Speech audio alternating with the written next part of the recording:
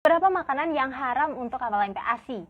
Yang pertama, ada 4 syarat pemberian MPASI. Yang pertama adalah tepat waktu, artinya diberikan tepat saat usia 6 bulan. Yang kedua adalah adekuat, yang mempertimbangkan usia anak, porsi, frekuensi, tekstur, konsistensi, dan variasi makanan. Yang ketiga adalah aman dan higienis, artinya MPASI dibuat dan disimpan dengan cara yang higienis. Selanjutnya, yang keempat adalah diberikan secara responsif, yang mana kita memberikan makanan ke anak itu dengan memperhatikan sinyal lapar dan kenyang pada anak. Dengan cara kita memberikan makanan dengan jadwal yang teratur, menyiapkan lingkungan yang kondusif, dan lain sebagainya.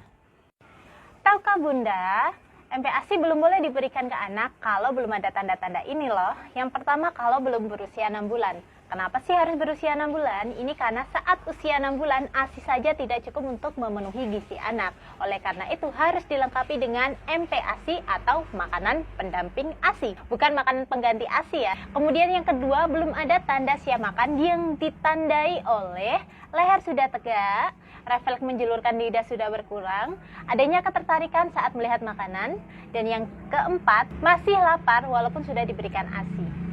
Nah, kalau usia 6 bulan, tapi leher belum tegak, berarti belum boleh diberikan MPASI dong. Nah, ini salah, karena sebenarnya leher tegak merupakan salah satu milestone perkembangan anak yang harus sudah dicapai di usia 6 bulan.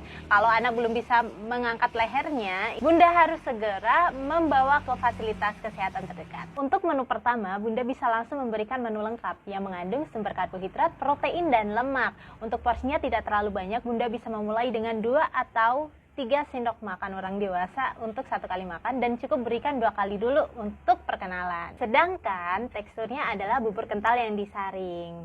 Untuk tekstur, porsi, dan frekuensi Bunda bisa tingkatkan bertahap sesuai dengan perkembangan dan bertambahnya usia anak. Dari menu lengkap itu ada apa aja sih? Seperti yang sudah aku jelasin sebelumnya, kalau menu lengkap itu ada mengandung karbohidrat, protein, dan lemak, serta untuk sayur dan buah itu sebagai perkenalan saja. Nah, untuk sumber karbohidrat Bunda bisa gunakan nasi, ubi, singkong, kentang, jagung, dan lain sebagainya. Kemudian untuk sumber protein hewani, Bunda bisa gunakan semua jenis sumber protein hewani asalkan matang dengan sempurna. Bunda bisa berikan telur ayam, telur bebek, telur puyuh, daging-dagingan, seafood, dan lain sebagainya. Sedangkan untuk lemak atau sumber lemak ini Bunda bisa gunakan santan atau minyak-minyakan. Sesuaikan saja dengan menunya. Sebagai contohnya adalah saat Bunda ingin memberikan menu telur goreng ke anak, Bunda bisa gunakan nasi sebagai sumber karbohidratnya, telur ayam atau telur bebek sebagai sumber protein hewaninya, dan minyak goreng sebagai sumber lemaknya. Karena dalam 1 butir telur ini bisa menyerap sekitar 5 gram minyak goreng loh. Jadi cukup untuk membantu memenuhi kebutuhan lemak anak. Karena kita belum tahu nih anak punya alergi tertentu atau tidak, sebaiknya untuk double prohe, triple prohe, dan lain sebagainya kita hindari dulu.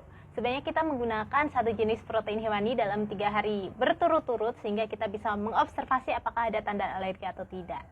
Tapi sebaiknya tetap menunya yang berbeda ya, supaya anak tidak bosan. Beberapa makanan yang haram untuk awal MPASI.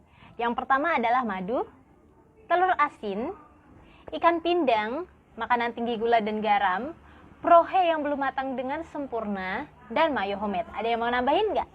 Nah, selain itu, yang tidak kalah penting adalah karena di awal MPASI kita juga memperkenalkan pola makan yang benar, sebaiknya kita juga memberikan contoh ke anak bagaimana tata cara makan yang benar, yaitu dengan duduk, kemudian tidak main HP, dan lain sebagainya. Kira-kira ada pertanyaan nggak nih terkait memulai MPASI? Kalau ada, tulis di kolom komentar.